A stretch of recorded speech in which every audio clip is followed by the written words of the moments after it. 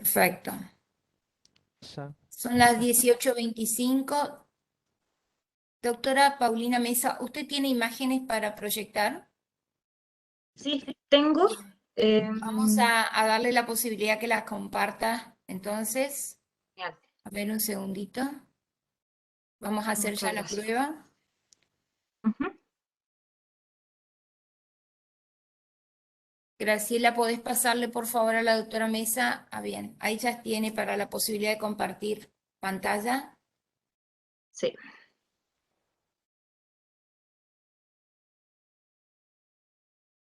Y creo que ahí se ve, ¿no? Sin problemas. Ahí empezó, dice, ahí está, Ahí está. ahí Genial. está. Ahí ya estamos viendo. Fíjese cómo hacer para avanzar la filmina. Perfecto. Todavía no Perfecto. avanzó.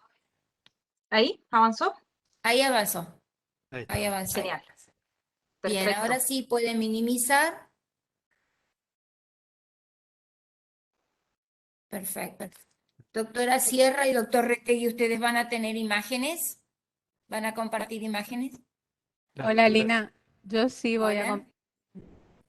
¿Ya está ahí la imagen en el Superior Tribunal? Así es. Bien, bien, bien, bien. ¿Y el orden que han dispuesto, cómo va a ser? Los presento yo a los tres, Bien. sigue la doctora Sierra, después la mesa y luego Retegui. Bien, bien. Bueno, Entonces, doctora, usted va a hablar en segundo término, luego de la doctora María Eugenia Sierra. nos escuchan. Perfecto, muchas gracias. Bien, Paulina, muchísimas ¿nos estás gracias. escuchando? ¿Nos escuchás, ¿Cómo? Paulina? Sí, los escucho ahora. Ah, Perfectamente. bueno, Mucho gusto. Muchas gracias mucho por la gusto. invitación. No, gracias, Paulina, a vos. Gracias, muchas gracias.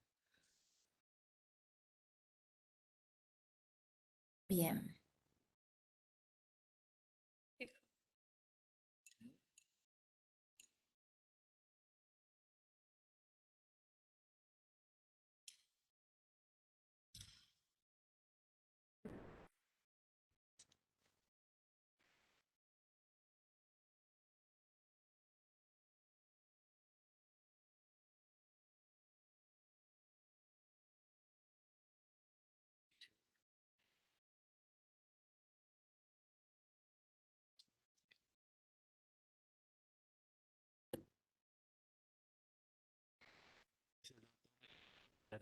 Quedan todavía unos minutos. Vamos a esperar el ingreso del doctor Rey Vázquez.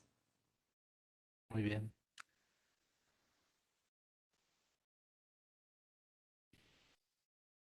Graciela, tenés que pasar el rol para el salón de acuerdos que van a compartir pantalla.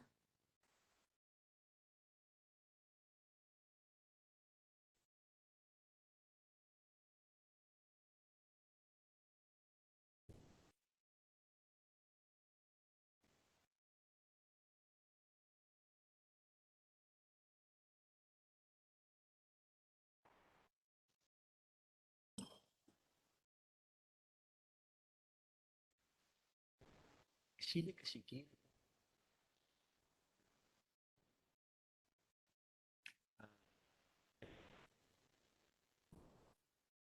Se siente.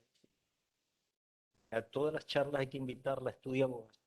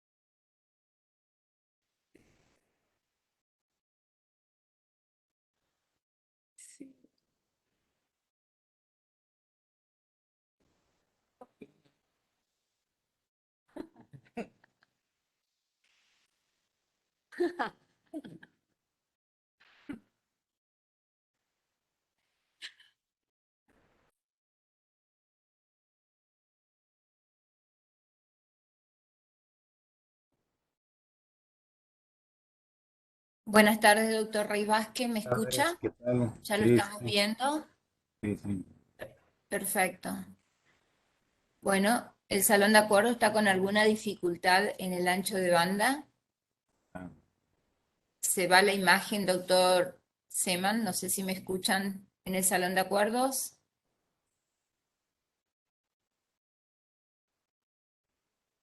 ¿Me escucha, doctor Seman?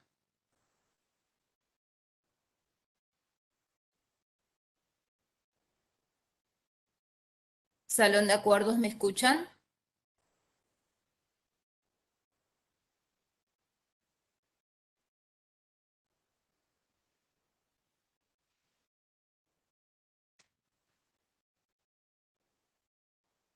¿Salón de acuerdos, me escuchan?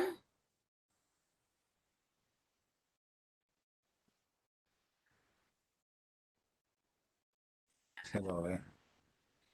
¿Salón de acuerdos, doctor Seman, me escucha?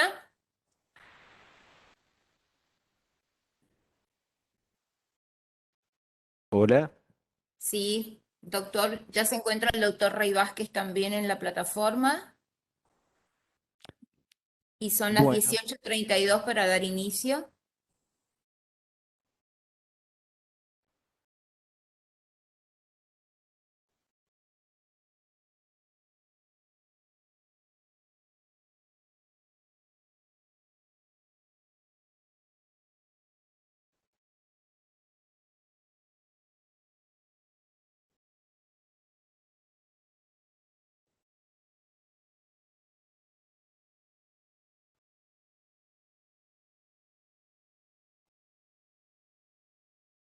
Bien, puede hola. dar inicio, ¿Me doctor. fuiste de cuántas personas estamos y la hora? Está. En estos momentos son, deme un segundito que pueda. En estos momentos hay 394 personas y son las 18:33, doctor. Puede dar inicio.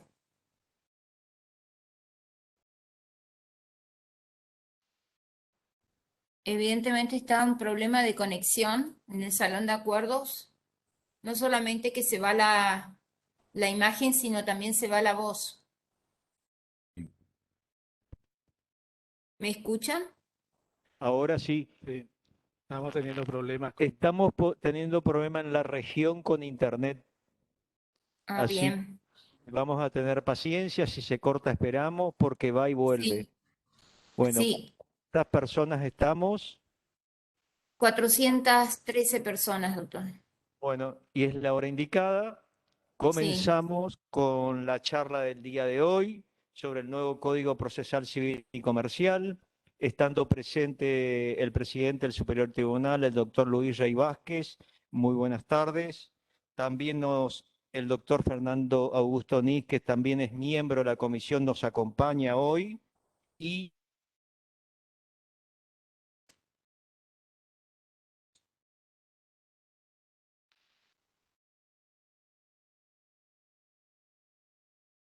la Católica de Valparaíso, Chile, docente e investigadora, uso del lenguaje claro en el mundo jurídico. En la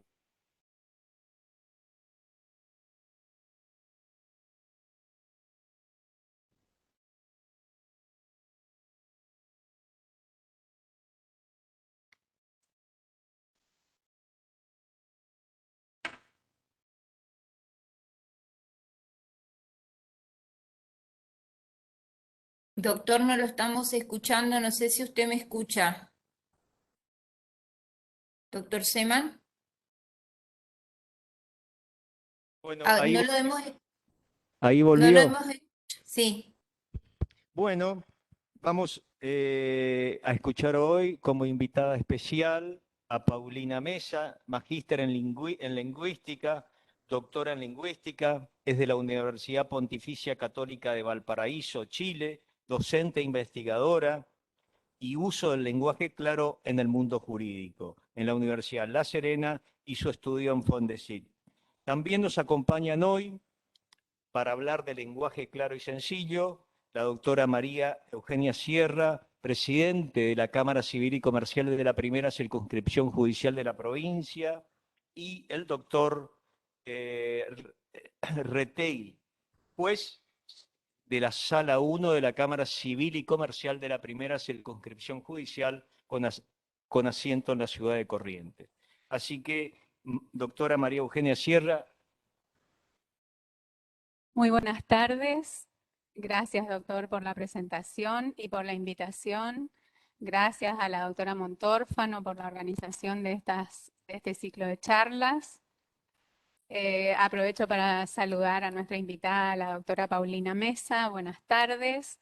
Y también para desearles muy feliz día del empleado judicial a todos nuestros empleados judiciales, que mañana festejamos su día. Voy a hablar rápido porque tengo muchas cosas lindas que decirles, así que empiezo inmediatamente.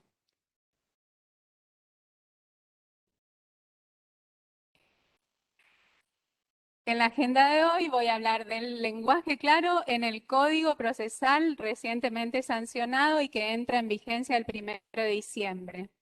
Me voy a referir a las investigaciones sobre legibilidad, al proceso de escritura, el movimiento del lenguaje llano. Vamos a hablar sobre una definición del lenguaje claro y algunos aspectos muy importantes para concluir con los 5 pilares del lenguaje claro. El artículo 57 del Código Procesal Civil y Comercial establece entre el deber de resolución de los jueces otros deberes y está el de expresarse, tanto en las audiencias como en las resoluciones, con un lenguaje claro.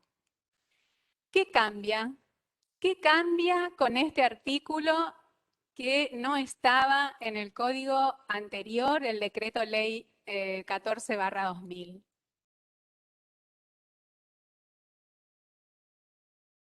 En el decreto ley 14 se hablaba del clare loci o hablar claro. Esto se concebía como una carga procesal, es decir, cuando las partes asumen una determinada posición, debían expresarse claramente bajo sanción, con alguna sanción, o sea, como carga de que uno la cumple en beneficio propio. Así, por ejemplo, en el artículo 330 se habla de la forma de la demanda y debía consignarse la petición en términos claros y positivos. Sabemos que la sanción podía ser una excepción de efecto legal y así también cuando uno no se expresa en materia de interrogaciones, de prueba, excepciones, etcétera, el incumplimiento de la carga podría traer alguna desventaja para la parte.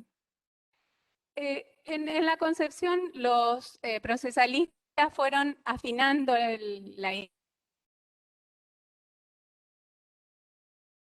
un principio procesal derivado de la buena fe, del principio de contradicción para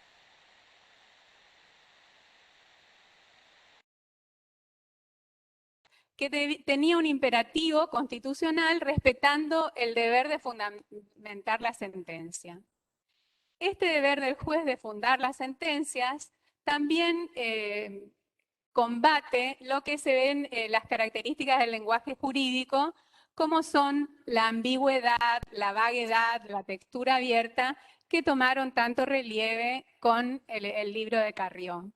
Así, por ejemplo, este deber del... El artículo 136 decía que la cédula debía tener un objeto claramente expresado si no resultaba de la resolución transcripta. Y en la sentencia definitiva se mandaba a decir la decisión expresa, positiva y precisa de conformidad a las pretensiones deducidas en el proceso. El código habla de lenguaje claro. En el artículo 57, inciso E, como vimos, y el lenguaje claro es, a mi entender, la evolución en la comunicación entre el Poder Judicial y los ciudadanos. Volviendo a la idea de hablar claro, del clare loci para que podamos precisar qué cambia. El clare loci se fundamenta en los criterios de argumentar de las resoluciones judiciales. Como vimos, debía decidir las cuestiones conforme fueron propuestas por las partes. También el clariloqui tiene raíces en el debido proceso. Y también en el análisis del lenguaje jurídico, como vimos, de la ambigüedad, de la vaguedad. También se habla cuando el clariloqui con criterios de congruencia interna y externa de la sentencia, es decir,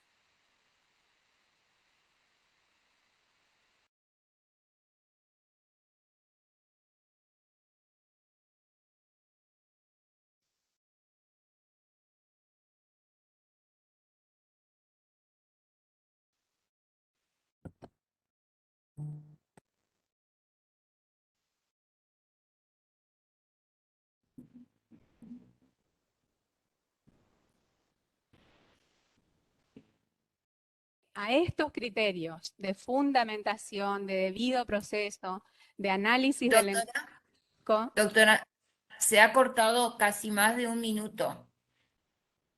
¿Ustedes no ven cuando quedan sin pantalla? Entonces, ¿Me escuchan? Ahora sí te escucho, Alina. Sí. Bueno, Bien. voy a Eh, retomar. un minuto duró la interrupción. Perfecto. Bueno, para retomar el tiempo que no me pudieron, ¿qué cambia con el artículo?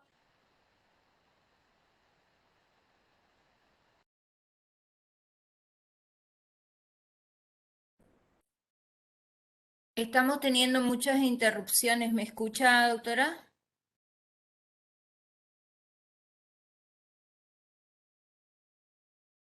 ¿Me escuchan? Estamos teniendo muchísima Y interrupción.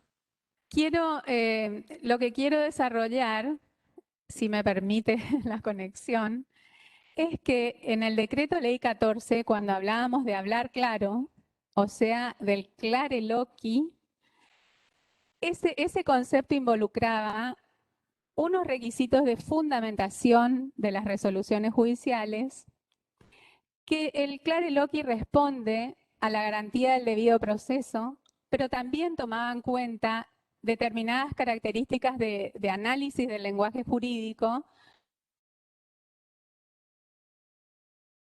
abierta del lenguaje y la ambigüedad. Y por otro lado, se hablaba también en la redacción de la sentencia de criterios de congruencia interna, es decir, argumentos que sean debidamente incorporados en toda la decisión, pruebas y las constancias de la causa, es decir, lo que se pidió en la demanda, contestación, que siempre tenga correlación.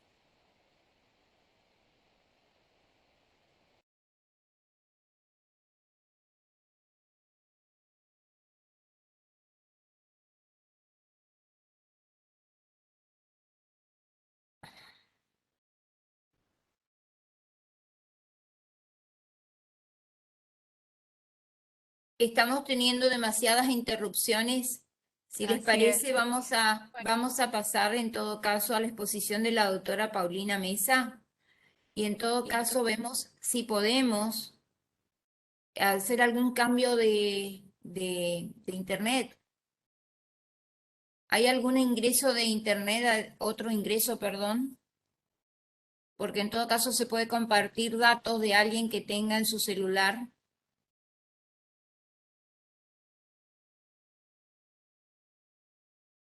Se volvió a cortar la conexión.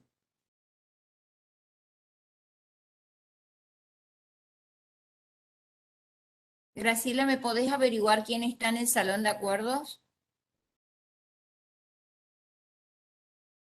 bueno, que hablen. No sé si me han escuchado. Sí, Alina, el tema es que es un problema de la región. El mismo problema vamos a experimentar con la doctora Mesa. Es un problema, Yo no estoy teniendo quejas, solamente a ustedes no se los escucha, ¿eh? Y todos me están pidiendo de que hable la doctora Mesa primero, bien. ¿sí? Estamos con ese inconveniente. Me gustaría ver con el técnico que está en el salón de acuerdos si no puede ingresar a través de otro canal de internet compartiendo datos de alguno de ustedes en todo caso. Bien. Eh, A ver si puede hacer esa prueba, por favor. bien. Alina, nosotros estamos ¿Sí? con la computadora, no tenemos. ¿No pueden? ¿No pueden acceder a otra señal?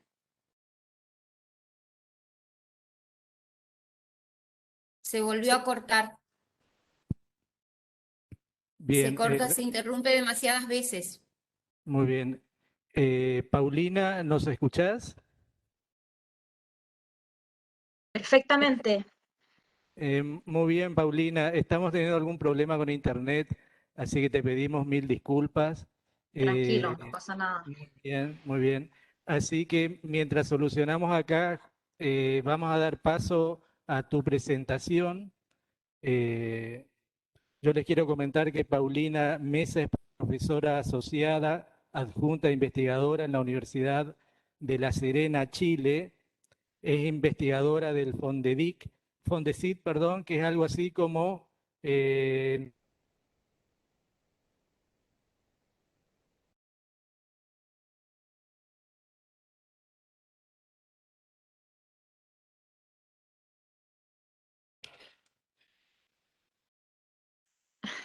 ahí estamos, ahí estamos.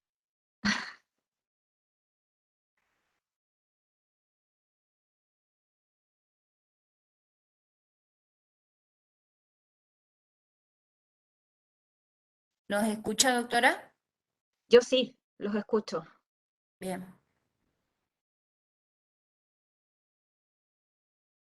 No sé si ya acabó la presentación y comienzo o espero. Es que se cortó precisamente en su presentación. Sí, Bien. A ver si ahora, doctor Retegui, ¿me escucha? Está con imagen, pero no tiene audio. Bien, doctora, vamos a escucharla a usted porque estamos teniendo muchísima interrupción. ningún Bien, problema. la Voy a escuchamos compartir. perfectamente y la estamos viendo también perfectamente. Ya puede compartir su pantalla. Perfecto, voy a compartir mi presentación. Exacto, ya le digo, ahí empezó.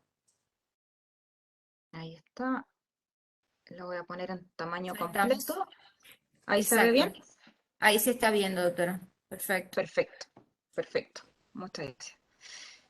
Bien, buenas tardes entonces. Agradezco la invitación al Poder Judicial de Corrientes, a su área de capacitación, particularmente a Alejandro Retegui, que me extendió esta invitación para estar con ustedes hoy, y también le agradezco a toda la audiencia que está aquí con nosotros. Voy a hacer una brevísima presentación, solo para contextualizar un poco la investigación que estamos llevando a cabo, porque entiendo que luego de esto vamos a tener unos minutos para conversar y profundizar en esta misma investigación a través de preguntas y respuestas. Entonces voy a solamente dar un contexto muy general. La investigación que quiero compartir con ustedes hoy día se titula La escritura clara en el ámbito jurídico, una aproximación desde el discurso de los abogados. ¿Ya? Ese es el título general, y esta investigación se enmarca en un artículo de investigación que publicamos el año pasado en conjunto con un grupo de especialistas de distintas áreas disciplinares. Yo particularmente soy especialista en lingüística, esa es mi área de formación. Teníamos también Felipe, que tiene formación en educación, y también ha desarrollado cursos de habilidades comunicativas en escuelas de derecho de distintas universidades de Chile. Carmen López Ferrero, especialista en lingüística, y teníamos también a Israel Gutiérrez, abogado. Entonces, esta investigación surge a partir de un trabajo multidisciplinario, donde lo que nosotros quisimos averiguar era particularmente la concepción que tienen distintos abogados sobre la escritura clara. Y eso es lo que quiero compartirles hoy particularmente. El objetivo de este trabajo era describir la visión de la escritura clara en el ámbito jurídico, por cierto, que tienen abogados en ejercicio, ¿cierto? Y a partir de ese análisis que podíamos hacer del discurso de los abogados, conceptualizar la noción de escritura clara, definir un poco qué es la escritura clara para los abogados a partir de lo que ellos dicen. ¿Cómo hicimos esto? Una investigación cualitativa. Y solamente para no entrar en detalles más técnicos, les cuento que para recoger la información utilizamos como instrumento un cuestionario autoadministrado en línea del tipo formulario de Google, que tenía 3 secciones, básicamente. Una primera sección donde le pedíamos a estos abogados participantes su información personal, su nombre, su afiliación, su formación académica. En la segunda parte teníamos preguntas abiertas, ¿cierto? Que tenían como objetivo recopilar precisamente la percepción de estos abogados sobre el lenguaje claro en general y sobre la escritura clara en particular. Ahí teníamos preguntas del tipo, por ejemplo, ¿qué significa escribir de manera clara en derecho?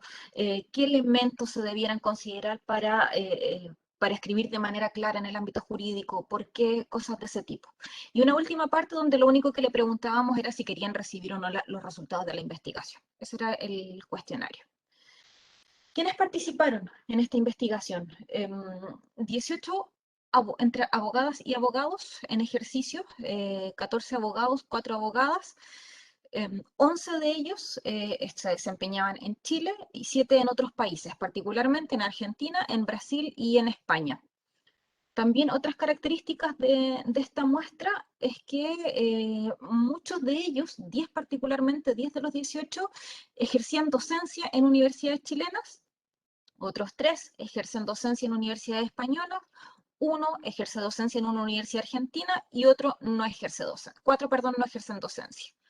Además, otras características de los participantes, 12 de ellos tenían algún posgrado en su área de especialización y 6 no tenían ningún posgrado en su área, ¿ya? Esto como caracterización de la muestra para saber quiénes están representados en definitiva en esta respuesta. Es un trabajo cualitativo, no lo podemos generalizar, pero para que sepa de dónde viene la información. ¿Ya? El tipo de muestreo es básicamente incidental. ¿Por qué? Porque nosotros invitamos a participar a quienes teníamos acceso, básicamente, y quienes querían participar, por supuesto, por su propia voluntad, respondiendo a este cuestionario. Les quiero mostrar un poquito cómo hicimos el análisis de la información. Lo que ven en el número 1 o en la primera columna, si pudiéramos llamarlo columna, es una transcripción precisamente de las respuestas o de una de las respuestas de estas preguntas abiertas que dio uno de los abogados. Se los quiero mostrar solamente para que vean cómo fuimos analizando la información. Entonces, lo que hicimos fue leer cuidadosamente cada segmento textual, lo fuimos separando, donde encontrábamos que había una idea, luego otra idea, luego otra idea. De allí que por ejemplo, tenemos línea continua en la primera parte y línea punteada en la segunda. Y fuimos estos fragmentos asociándolos a una categoría específica. Por ejemplo, en la primera parte, que el discurso jurídico tiene características específicas que no se pueden desconocer. En la segunda parte, la idea que declara el abogado hace referencia más bien a la escritura clara para garantizar el acceso efectivo a la justicia de toda la ciudadanía. Entonces, luego que tuvimos un gran número de todas estas categorías preliminares, donde fuimos finalmente asociando la información, establecimos lo que ven en el número 3, categorías generales. O sea, hicimos grupos de categorías para tener categorías más generales y poder sistematizar la información. Esto solamente para que vean cómo procesamos la información. Voy a compartir algunos resultados. Como les decía, solo una pequeña parte de los resultados que obtuvimos por la dinámica que entiendo que se va a dar en esta actividad de hoy y también porque les voy a dar, si a alguien le interesa revisar más detalles, le puedo dar acceso al texto completo. Acá, ¿qué tenemos acá? Lo primero que tendría que contarles es que el análisis que hicimos, que les mostraba anteriormente, nos permitió identificar 47 categorías, ¿ya? 47 categorías que se relacionaban con la escritura clara desde la percepción de los abogados entrevistados, por supuesto. Para sistematizar la información, organizamos estas 47 categorías en estas 8 macrocategorías que ustedes ven acá. O sea, es por un criterio de afinidad temática, ¿cierto? Fuimos juntando, agrupando para tener estas 8 macrocategorías. Entonces, finalmente, ¿de qué da cuenta este gráfico? Este gráfico da cuenta de los temas generales que tocan los abogados cuando se refieren al concepto de escritura clara. ¿Qué es lo que predomina? Por supuesto, se refieren al concepto de escritura clara en derecho, cómo lo entienden, ¿cierto? Cómo lo conciben. Eso es una de las categorías predominantes. Y también predominan mucho los recursos lingüísticos discursivos, o sea, los elementos lingüísticos que ellos consideran que está asociado a una escritura clara. ¿Ya? Esos son a lo que más se refieren cuando tocan el tema de la escritura clara. Otras macrocategorías también se refieren a los aportes del movimiento, del movimiento lenguaje claro al ámbito jurídico. Ahí hay una discusión, algunos dicen que sí aporta, otros dicen que no aporta. También la importancia del contexto comunicativo, de adecuarse al contexto comunicativo. También discuten en qué contextos debiera aplicarse la escritura clara. Algunos dicen que la escritura clara debiese ser transversal y aplicarse en cualquier contexto, y otros, sin embargo, lo restringen a ámbitos específicos. Por ejemplo, solo en la relación entre abogado-cliente, ¿sí? La compatibilidad entre el lenguaje jurídico y cotidiano, también ahí tenemos distintos puntos de vista. Algunos dicen que son completamente compatibles, otros dicen que en realidad no lo son. Otro tema abordado también cuando refieren a la escritura clara es el objetivo o el propósito de la escritura clara, para qué esto de la escritura clara, y también el uso de distintas estrategias discursivas precisamente para poder desarrollar un texto en un lenguaje claro, ¿ya? Como les decía, en esta ocasión solamente voy a comentar voy a hacer una especie de zoom en 2 de estas macro categorías que vamos a revisar a continuación. Primero, el concepto de escritura clara. ¿Qué pasa cuando, o a qué elementos hacen alusión los abogados cuando intentan definir el concepto de escritura clara? Como se ve acá, predomina en los abogados que nosotros entrevistamos la idea esta de que la escritura jurídica clara dice relación con la expresión de ideas de manera clara y comprensible para la audiencia involucrada. Eso es lo que predomina. Cuando dicen, ¿cómo entiendo la escritura clara? Es esto, expresión de ideas de manera clara y comprensible para la audiencia. Ahí hay un punto fundamental que es el tema de la audiencia. Otro elemento, y aquí tenemos un ejemplo, perdón. Un fragmento de uno de los abogados dice que escribir de manera clara en derecho tiene a mi modo de ver 2 vertientes. Una primera, que significa que el mensaje llegue de forma nítida al receptor, sin interferencias, evitando equívocos. Y la segunda vertiente, propia de nuestra disciplina, escribir de manera clara en derecho supone utilizar de manera pertinente las instituciones jurídicas. Es decir, no se puede identificar el robo con el hurto, por ejemplo. En cuanto a la segunda cuestión, queda contestada con la anterior respuesta. Esto es, el derecho es como un bisturí que debe hacer la incisión en el lugar preciso para identificar y resolver el problema con el menor coste posible. ¿Ya? Ahí hay esta idea de expresar las ideas de manera clara, de manera comprensible para la audiencia involucrada. Otra idea muy frecuente cuando se refieren al concepto de escritura clara, para ellos la escritura clara es el uso correcto del lenguaje técnico del ámbito jurídico. ¿Ya? El asunto de la terminología, del uso del lenguaje técnico, es otro tema que persiste mucho en las distintas categorías que analizamos. También dicen que la escritura clara es la expresión de ideas de manera clara y sin caer en errores asociados a las normas de escritura. Esta idea particularmente a mí me llamó mucho la atención porque en la bibliografía sobre el lenguaje claro en general no aparece esta idea en términos generales, ¿no? No aparece esta idea de los errores asociados a la norma de escritura o cómo el lenguaje podría ser más o menos claro dependiendo de si hay o no hay errores relativos a la norma de escritura, cuestiones gramaticales, cuestiones de puntuación, cuestiones de ortografía. Entonces, me pareció interesante que ellos, en su concepción de la escritura clara, estuviese esta idea. Me pareció muy, muy interesante. La expresión de ideas de manera precisa, sin caer en ambigüedades. El tema de la ambigüedad también es súper interesante, porque también es una idea que persiste mucho cuando en las entrevistas a estos abogados, esto de evitar la ambigüedad, de la escritura sin caer en ambigüedad, de la precisión que ellos destacan mucho. Sin embargo, cuando estábamos leyendo para esta investigación, llegamos a un libro no es de escritura clara particularmente, sino que se llama Legal Writing Style, que es el estilo de la escritura jurídica, ¿cierto? Y allí iba un poco en contra de esto porque allí aparecía en un capítulo dedicado a la escritura jurídica, por supuesto, a la claridad particularmente, aparecía la idea de la ambigüedad calculada o la imprecisión precisa. Entonces, este es un libro sobre escritura jurídica producido por especialistas en derecho, no desde la lingüística. Y allí decían que al escribir se debe tener cuidado de no exagerar la precisión, de no exagerar la claridad de la escritura jurídica, porque en algunos casos ese exceso de precisión, ese exceso de claridad puede ser incompatible con los objetivos que persigue cierto documento jurídico. Entonces, por ejemplo, dicen que el exceso de claridad puede hacer que llegar a un acuerdo sea imposible cuando la posición de las partes es cercana, pero no está completamente alineada.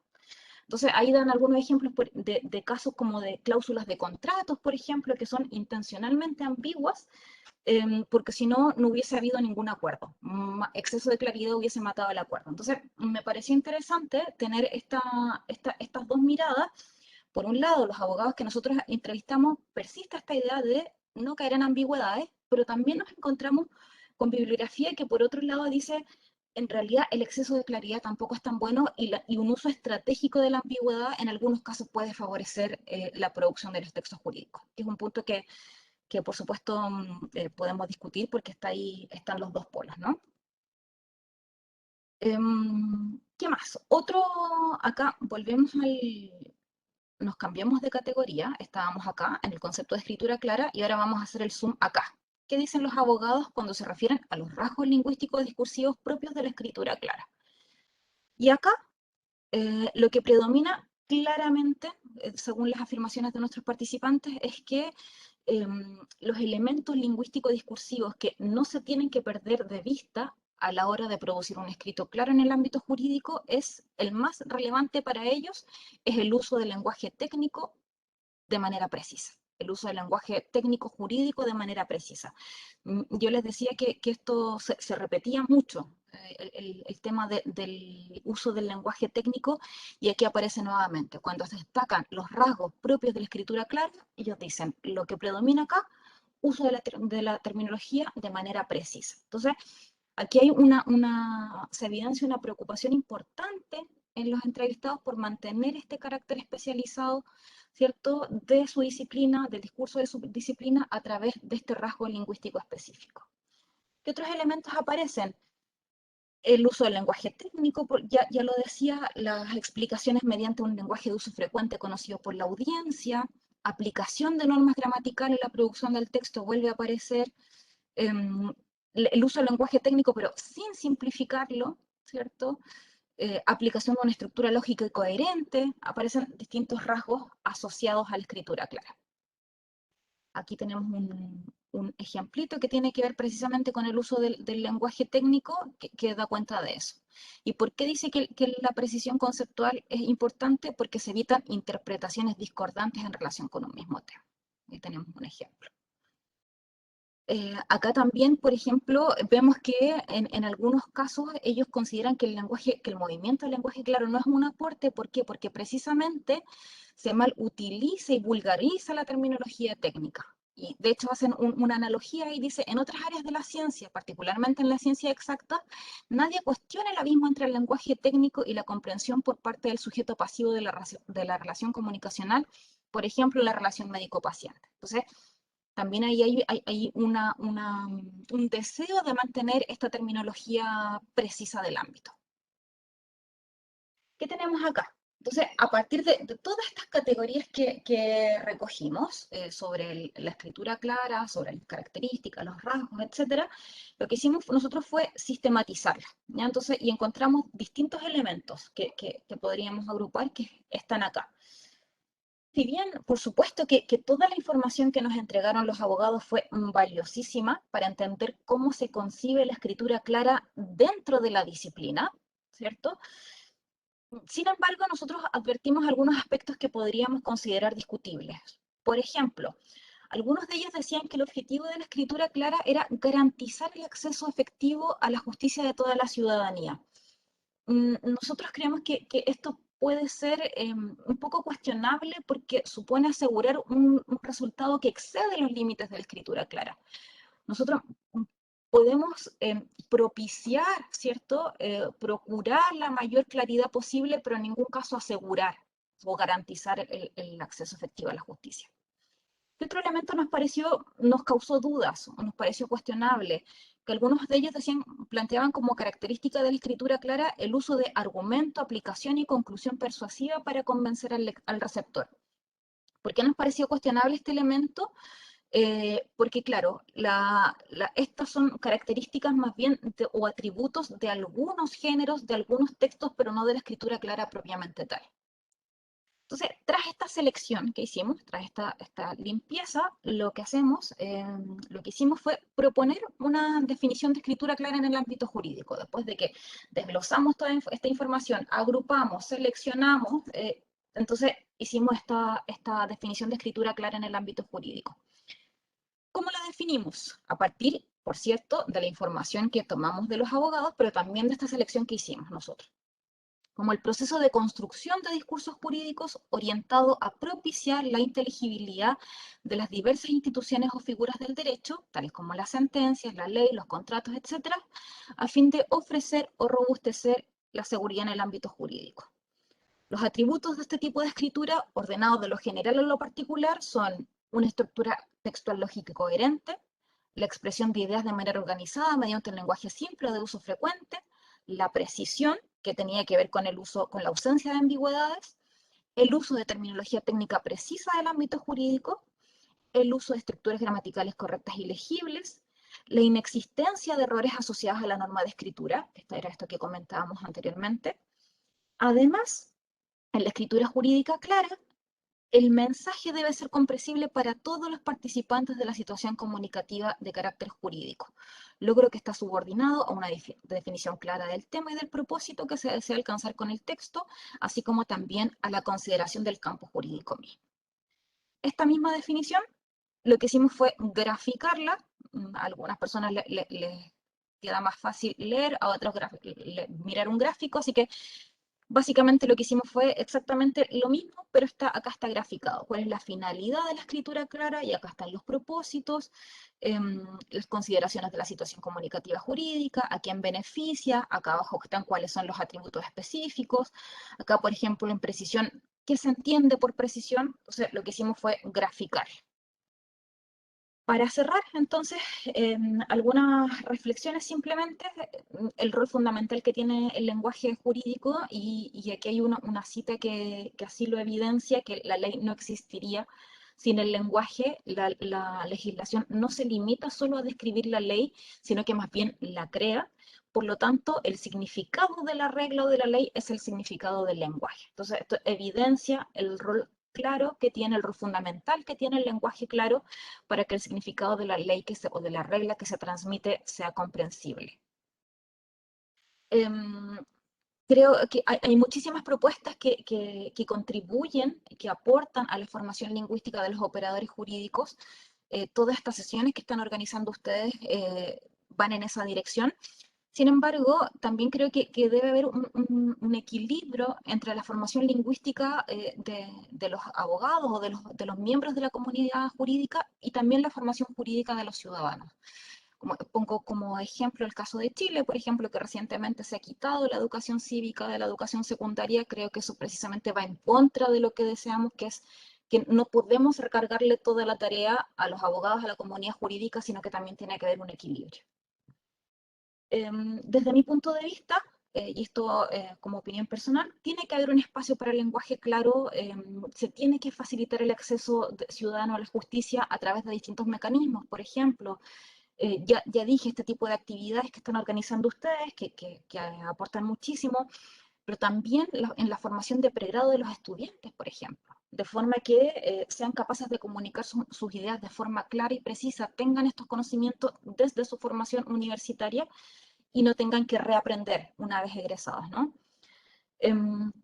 Como proyecciones, les cuento que en este momento, a partir de esta investigación que les acabo de mostrar sus aspectos generales, estamos diseñando un instrumento para evaluar la escritura clara en el ámbito jurídico. Entonces, toda esta definición que les mostré, todos estos atributos, los convertimos en un instrumento de evaluación, de forma que alguien pueda, si quisiera, tomar este instrumento y aplicarlo a su texto, obtener un puntaje y saber cuán claro es su texto, ¿no?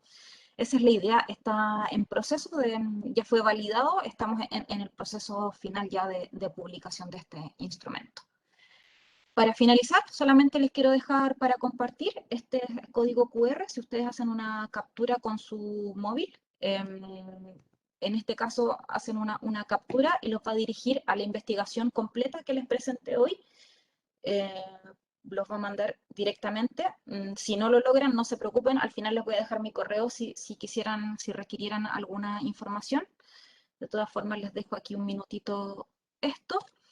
Y lo otro que les quiero compartir también es, si alguien prefiere escuchar más que leer, hace un tiempo grabamos un podcast con la Universidad de La Serena, precisamente, el primer capítulo de esta serie de podcast que se llama Sintoniza Ciencia, es precisamente sobre escritura clara en el ámbito jurídico. También tienen el código QR que los va a dirigir a Spotify y si no tienen ahí también los enlaces donde pueden acceder. Muchísimas gracias nuevamente por la invitación. Ahí les dejo mi correo en caso de que quieran contactarme para lo que necesiten. Muchísimas gracias. Muchas gracias, doctora Paulina Mesa, fue muy clara. Yo pude abrir el enlace, sí, que mandó con el código QR. Voy a pasar en todo caso. Lo que sí veo que está todo en inglés, me parece.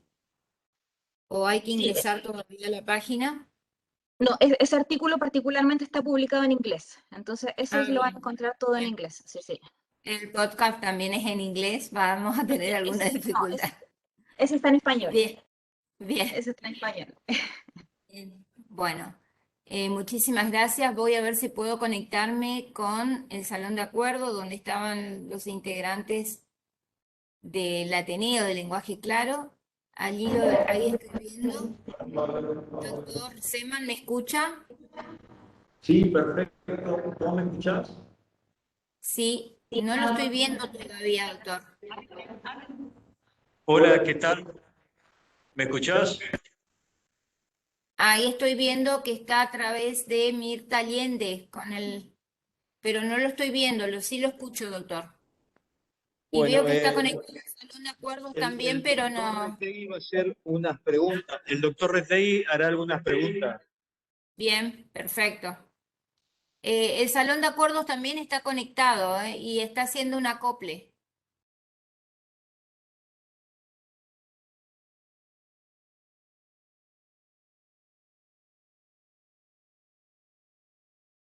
Estamos viendo que Rubén está intentando acomodar alguna cámara. Sí, Ali, enseguida salimos. Están con acople porque también está conectado al salón de acuerdos.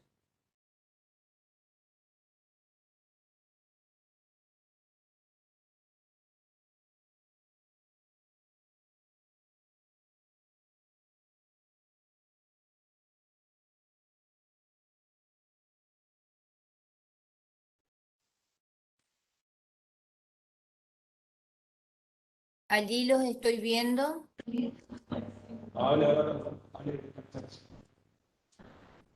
Bueno, Paulina, muchísimas gracias. Te ha escuchado muy bien tu exposición. No sé si alguien de las personas, de los colegas que me acompañan, quiere hacer alguna pregunta. ¿Se me escucha bien, Alina? Se te está escuchando bien. Necesito que pongas más cerca el micrófono del doctor Seman. Con ese funcionó muy bien, se lo escuchó muy bien. Este no anda, bueno,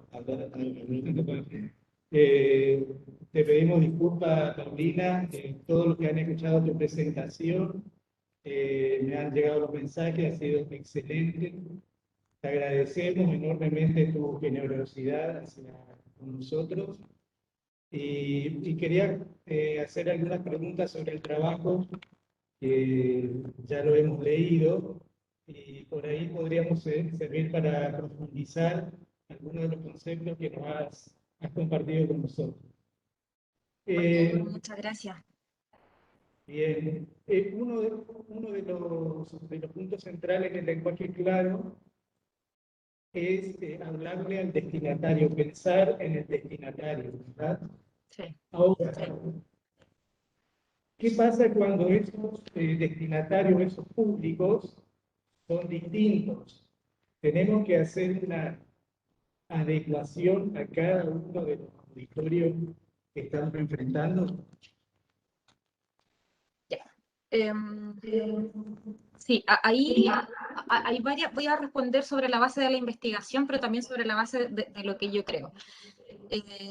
Desde el punto de vista de los entrevistados, los abogados que entrevistamos, aparece precisamente esta idea de distinguir según la audiencia, pero no solamente distinguir según la audiencia, sino que también distinguir según otros elementos como el ámbito del derecho, por ejemplo. Entonces, la cuestión es mucho más compleja, o distinguir según el género discursivo, por ejemplo, ¿cierto? ¿Perdón? No. Ah. Estamos escuchando, o sea, Vale. lo que estás diciendo es que no solo hay que pensar en el destinatario, sino también en el área del derecho en el que estamos trabajando. Exactamente. Y también según el género de discurso, si es una sentencia, una demanda, un contrato. Exactamente, sí. Esto desde el lado de lo que nos dijeron los abogados entrevistados, porque, por ejemplo, está esta complejidad del doble destinatario, ¿no? En el caso de la sentencia, es producida por un experto, dirigida a otro especialista, pero claro, tiene efectos vinculantes para un ciudadano que no tiene conocimientos jurídicos. Entonces, es bien compleja la situación. Ahora bien, ¿qué pasa para centrarme en la pregunta concreta cuando la audiencia es amplia, ¿no? ¿Qué pasa? Desde mi punto de vista, ahí se pueden utilizar estrategias concretas, como por ejemplo las reformulaciones. ¿Ya? Veíamos que para los especialistas es fundamental el uso de la terminología técnica, ¿cierto? Entonces, o los latinismos, por ejemplo, que son súper frecuentes también en el discurso jurídico. Entonces, el uso de este tipo de estrategias como las reformulaciones, puedo mantener el término técnico, puedo mantener el latinismo, pero utilizo esta estrategia de reformulación a partir de la cual explico qué significa este término o qué significa esta expresión en latín. Esa podría ser una forma de equilibrar un poco el lenguaje cotidiano con el jurídico, ¿cierto? Por otro lado, también hay elementos que creo yo siempre pueden facilitar la claridad, sin que necesariamente tengamos que recurrir a esta dicotomía lenguaje cotidiano, lenguaje jurídico. Por ejemplo, la extensión de las oraciones. A partir de lo que hemos revisado nosotros de distintos textos jurídicos, en algunas ocasiones, nosotros hemos revisado principalmente de estudiantes de derecho, ya quiero hacer esa aclaración. Algunas oraciones son extremadamente largas. Entonces, o los párrafos, tenemos párrafos que tienen una extensión de 2 páginas, 3 páginas, o sea, no hay un punto aparte en 2, 3 páginas. Entonces, todo este tipo de elementos que no tienen que ver con esta dicotomía, lenguaje jurídico, lenguaje ciudadano, se pueden incorporar y van a ser apropiados para cualquier audiencia. Entonces, ¿qué incluye ahí? Oraciones breves, precisas, también cuidar la extensión de los párrafos, el orden de la oración, lo mismo que decían los abogados aquí en las encuestas que hicimos nosotros, ortografía literal y acentual correctas, buen uso de la puntuación, una puntuación que no induzca a la confusión.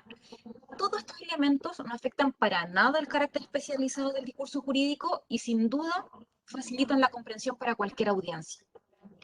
¿Ya? Entonces, O sea, creo que por ahí podría ir. Lo que está diciendo entonces que las herramientas, las estrategias del lenguaje claro, de la teoría, de la composición, pueden servir al discurso jurídico sin que ello pierda el carácter preciso de los términos técnicos que utilizamos los abogados. ¿Es así, Exactamente. Paulina? Exactamente. De hecho, si me permites, creo que me parece una idea bien interesante ahí con la terminología técnica, que muchas veces creen que el lenguaje claro significa eso, ¿no? Barrer con toda la terminología técnica del ámbito jurídico. Mi punto de vista es que esto no debe ser así para nada. De hecho, creo que la precisión del discurso jurídico está dada precisamente por la terminología técnica. ¿Por qué? Porque un concepto del discurso jurídico encierra una idea que en lenguaje común tendríamos que invertir 2 o 3 oraciones en explicarla. Entonces, me parece que esta terminología técnica precisa es necesaria, pero tenemos que utilizar estrategias como la reformulación que mencionaba anteriormente para que esta misma terminología sea comprensible para una audiencia más amplia. Esto que estás diciendo, ¿no es cierto?, sobre la precisión de los conceptos jurídicos, hay un concepto en tu investigación que se llama el lector hostil. Me gustaría, porque me pareció muy acertada, ¿no es cierto? Algunos dicen, como Spark, por ejemplo, que los jueces somos escritores paranoicos, porque tenemos enfrente a un lector hostil. ¿Podés explicarnos un poco esto? Sí, con mucho gusto. Sí, el concepto de lector hostil es un concepto que a mí también me gustó muchísimo, que de hecho me explicó o me permitió entender muchas cosas del discurso jurídico, y es un concepto que está en el libro que mencioné durante la presentación, que se llama Legal Writing Style. Es de 2 autores, se llaman Guidi y Beihofen. Los nombres de cada uno no los recuerdo, pero es de 2018 el libro. Y el concepto de lector hostil aparece a propósito de la precisión, justamente, de la precisión que debe tener el discurso jurídico. Este valor de la precisión es destacado por los autores, y destacan la precisión porque dicen que la precisión es fundamental en el discurso jurídico por el lector hostil propio de los textos jurídicos. ¿Qué quiere decir esto? Lo que ellos señalan es que el abogado o el operador jurídico en general, el juez, el abogado, tiene que escribir con más precisión que cualquier otra persona. ¿Por qué? Porque la mayoría de los escritores, fuera del ámbito jurídico, pueden esperar tranquilamente que su trabajo sea leído de buena fe, con un deseo sincero de comprender, ¿cierto?, lo que se pretendía transmitir, quien lo escribió. Sin embargo, dentro del ámbito jurídico, el abogado, el juez, escribe constantemente hacia un lector hostil. Por ejemplo, la parte que quiere que el contrato tenga alguna contradicción o alguna laguna para que esto no se selle. O daban otro ejemplo de el heredero que no quedó contento con lo que dice el testamento, por lo que quiere que sea anulado y que no se siga la intención del testador. Entonces, en definitiva, todos los lectores, el lector hostil propio del ámbito jurídico, quiere darle una vuelta al significado de las palabras para su propio beneficio. En este sentido, entonces, para los miembros del ámbito jurídico, la precisión no solo es una característica de su escritura, sino que es más bien una estrategia fundamental para su desempeño profesional. Por lo tanto, ahí tienen que tener muchísimo cuidado, precisamente porque el lector de los textos jurídicos siempre es un lector hostil, a diferencia del resto de los lectores en cualquier otro ámbito que actúan de buena fe y voy a tratar de comprender lo que aquí me dijeron. En el ámbito jurídico, lector hostil, y por eso es tan complejo también. Perfecto, perfecto. O sea que nosotros tenemos que trabajar como escritores paranoicos frente Totalmente, totalmente. Lo de la paranoia no está de más. Sí, porque a veces tardamos tanto en construir un párrafo porque sabemos que tenemos enfrente la apelación ante el superior, la crítica de la parte, el que formula una demanda, la contestación. O sea, siempre pulimos los párrafos justamente porque seguramente nos van a criticar y va a quedar escrito y firmado allí, ¿verdad? Exactamente, o sea, perdona que te interrumpa, pero este lector hostil puede encontrar una coma fuera de posición para su propio favor y ahí ya cambió todo el sentido del párrafo este que está firmado ahí con tu nombre, entonces es complicado. Otra cosa que señalaba Paulina era algo así como que todavía el movimiento del lenguaje claro y el discurso jurídico es como que están de alguna manera todavía corriendo por vías paralelas que todavía no se tocan, ¿no es cierto? Sí. Es decir, que todavía falta que ese aporte del movimiento del lenguaje claro entre en el campo jurídico, no solo para una difusión de los conceptos jurídicos, sino también para una construcción del conocimiento jurídico en lenguaje claro. ¿Esto es así, digamos? Sí, esto no es una idea propia, sino que lo leí, ese autor sí que no lo recuerdo, se los quedo debiendo, pero de un autor que hace una revisión de qué se ha hecho en los últimos 50 años, creo, sobre el lenguaje claro. Entonces, lo que este autor dice es que hay muchas iniciativas particulares, sobre todo en el último tiempo, que avances hay muchísimo, pero que no han logrado integrarse. Ya que han apuntado distintas cosas, empezó por la defensa de los derechos del consumidor, por ejemplo, fue avanzando hacia otras cosas, ahora los movimientos del lenguaje claro, sin embargo, no está toda la información sistematizada, ¿ya? Eso es una cosa.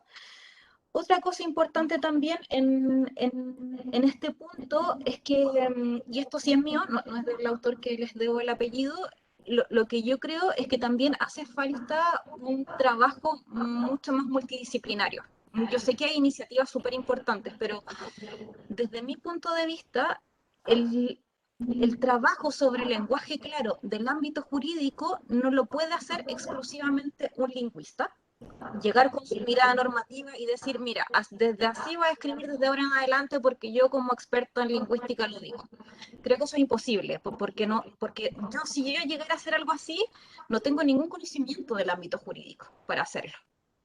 Por otro lado, también hay iniciativas de especialistas del mundo jurídico, pero claro, tienen conocimiento del campo, del ámbito, pero no de los aspectos lingüísticos. Entonces también es una mirada sesgada. Lo que yo creo que hace falta es esta mirada multidisciplinaria del fenómeno. O sea, que tengamos la visión del miembro de la comunidad jurídica, tengamos la visión del lingüista, porque ninguno de los dos tiene la visión completa.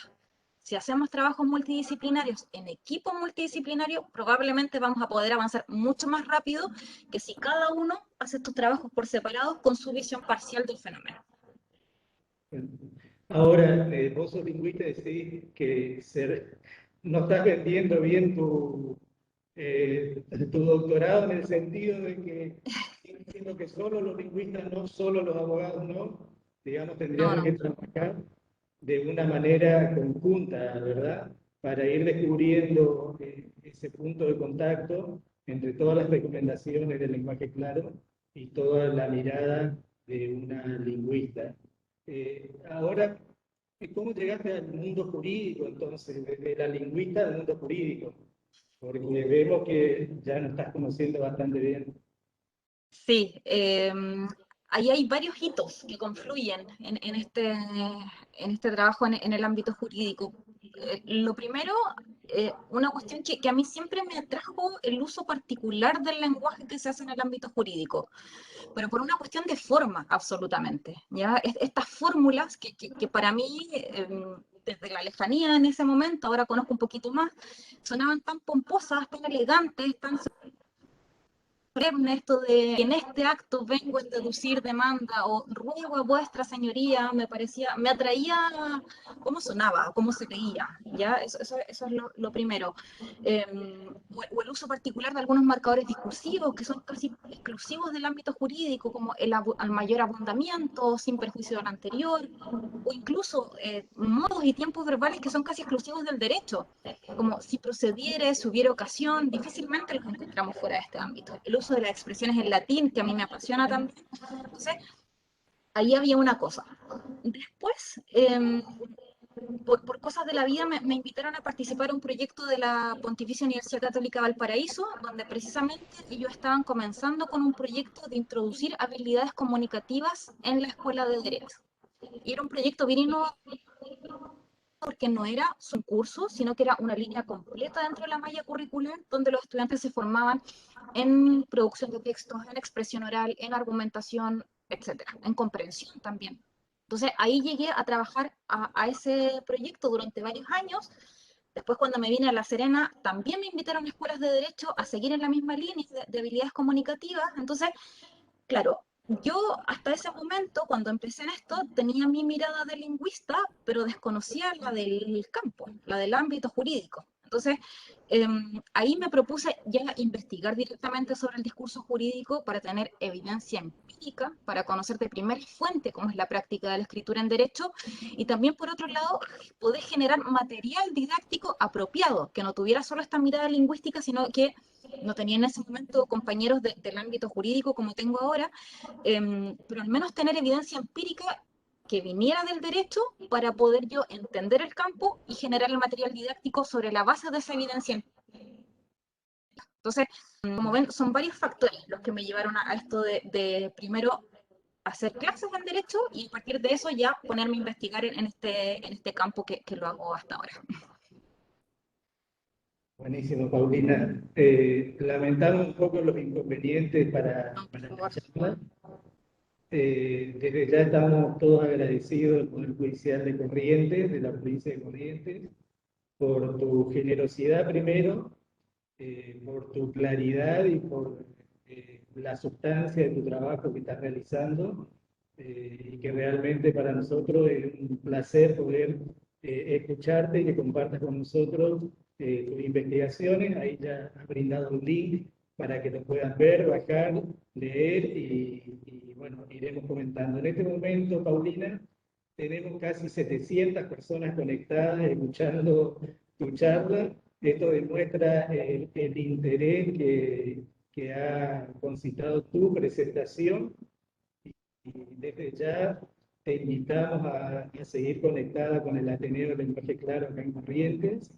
Y bueno, le voy a dejar acá al doctor Sema, Guillermo Sema, que es miembro del Superior Tribunal, para que también haga unas palabras sobre tu charla y desde ya te agradezco la confianza. Hemos venido construyéndola a través de WhatsApp, conversaciones, mail, para poder tenerte esta tarde, así que desde ya te agradezco en lo personal y como miembro del Poder Judicial.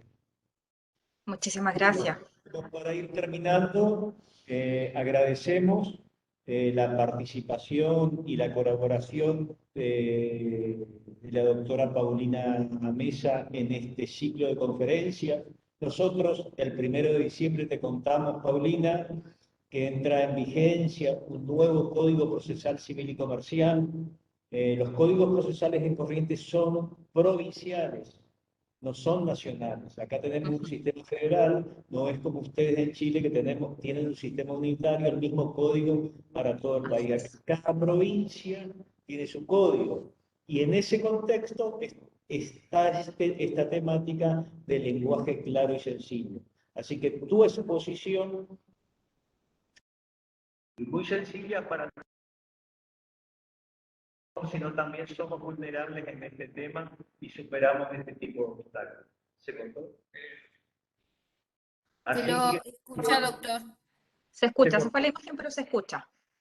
Se escucha. Bueno, así que muchísimas gracias, Paulina, y vamos a seguir estando conectados para que nos sigas enseñando tu sapiencia desde un punto de vista de la lingüística.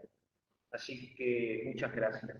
Y a todas las personas que colaboraron y participaron en este ciclo de charlas y conferencias, en especial a los colegas que me acompañan, la doctora María Eugenia Sierra y el doctor Retegui, que están en la mesa, como también a la Comisión de Implementación del Código Procesal Civil, y también lo veo en pantalla al doctor Luis Rey Vázquez, que es el presidente del Superior Tribunal.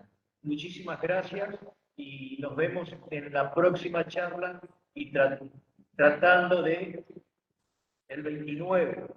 Aprovecho la oportunidad para invitar a todos el próximo 29 de noviembre que van a estar el ingeniero Carniel presentando el nuevo programa y a los miembros de la Comisión de Implementación, Edgardo Parra, María Andrea Ferreira y Mirta Graciela Allende. Así que a todos están invitados y muchísimas gracias. Alina, ¿tenés Sí, doctor. que agregar a la invitación, al tema? Sí, sí, doctor. Es con el mismo enlace con el que han ingresado en todas las charlas. Será la última el día 29 de noviembre con la presentación del reglamento de implementación del nuevo código. Doctor Rey Vázquez, ¿usted quiere agregar algunas palabras? Es nuestro presidente. No, Lo a ver, escuchamos, doctor. simplemente agradecer en esta oportunidad a la doctora Paulina Rubio su exposición muy clara, muy completa y la verdad que una excelente manera de coronar este ciclo de conferencias con relación al nuevo Código Procesal Civil y Comercial, sucesivas jornadas donde se han abordado prácticamente todos los tópicos relevantes que viene a incorporar, terminando hoy con lo relativo al lenguaje claro. Así es que además felicitar también a todos los participantes y en la comisión, el doctor Seman, doctora Sierra, doctor Retey, al doctor Nis también que estuvo en esta capacitación. Alina, muchas gracias como siempre por todo el apoyo y por supuesto a todos los colaboradores, no quiero olvidarme de nadie, por eso hago extensivo este saludo y el agradecimiento a todos los colaboradores y a todos los participantes en todas estas capacitaciones, ¿no? Más de 400 inscriptos, decían al comienzo, la verdad que es muy importante que todos los operadores estemos involucrados con estos cambios que verdaderamente vienen para mejorarnos la vida a todos, y esa es la idea, ¿no? Así que muchas Muy gracias bien. nuevamente. Gracias, gracias, doctor. Y bueno, disculpen todos este inconveniente técnico de hoy. De todas maneras, han sido 22 días de exposiciones con 83 expositores. Y la verdad que es la primera vez que tenemos un inconveniente técnico tan grave.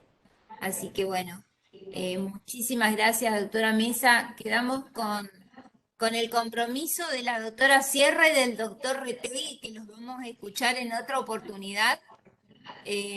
Así que muchísimas, pero muchísimas gracias.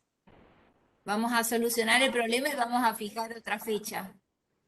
Muy bien, chao. Muchas gracias, hasta luego. Muchas gracias, adiós. Gracias, doctora, muchísimas gracias. A ustedes, muchas gracias por la invitación. Por favor.